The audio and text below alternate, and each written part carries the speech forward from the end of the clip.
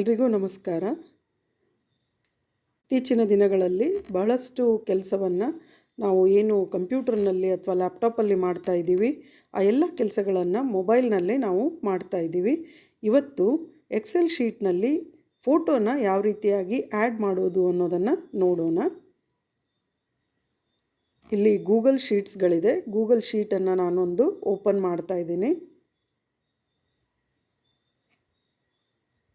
ಇಲ್ಲಿರುವಂತಹ ಒಂದು ಸೆಲ್ಲಲ್ಲಿ ಫೋಟೋನ ಯಾವ ರೀತಿಯಾಗಿ ಇನ್ಸರ್ಟ್ ಮಾಡೋದು ಅನ್ನೋದನ್ನು ನೋಡೋಣ. ಮೊದಲು ಸೆಲ್ಲನ್ನು ಸೆಲೆಕ್ಟ್ ಮಾಡ್ಕೊಳ್ಳಿ. ಎಲ್ಲಿ ನಾವು ಫೋಟೋನ ಅಟ್ಯಾಚ್ ಮಾಡಬೇಕು ಆ ಸೆಲ್ಲನ್ನು ಸೆಲೆಕ್ಟ್ ಮಾಡ್ಕೊಳ್ಳಿ. ಮೇಲ್ಗಡೆಗೆ ಪ್ಲಸ್ ಅನ್ನುವಂತಹ ಒಂದು ಚಿಹ್ನೆ ಇದೆ, ಅದನ್ನು ಕ್ಲಿಕ್ ಮಾಡ್ಕೊಳ್ಳಿ.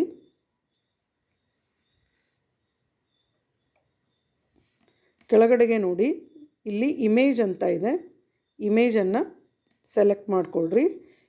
ಇಮೇಜ್ ಇನ್ ಸೆಲ್ ಅಂತ ಇದೆ, ಅದನ್ನು ಸೆಲೆಕ್ಟ್ ಮಾಡೋಣ. From photos are from camera ಅಂತಿದೆ. ನೀವು ನೇರವಾಗಿ ಕ್ಯಾಮ್ರಾದಿಂದ ತೆಗೆಯೋದಿದ್ದರೆ ಫ್ರಮ್ ಕ್ಯಾಮ್ರಾ ಅಂತ ಹೋಗಬೇಕಾಗತ್ತೆ. ಫ್ರಮ್ ಫೋಟೋಸ್ ಅಂತ ಇದ್ದರೆ ಫ್ರಮ್ ಫೋಟೋಸನ್ನು ಸೆಲೆಕ್ಟ್ ಮಾಡ್ಕೊಳ್ಳಿ. ಇಲ್ಲಿ ನೋಡಿ, ಒಂದು ಫೋಟೋ ನಾನು ಸೆಲೆಕ್ಟ್ ಮಾಡ್ಕೊಂಡಿದ್ದೀನಿ. ಇವಾಗ ಆ ಫೋಟೋ ಇಲ್ಲಿ ಆ್ಯಡ್ ಆಗಿದೆ.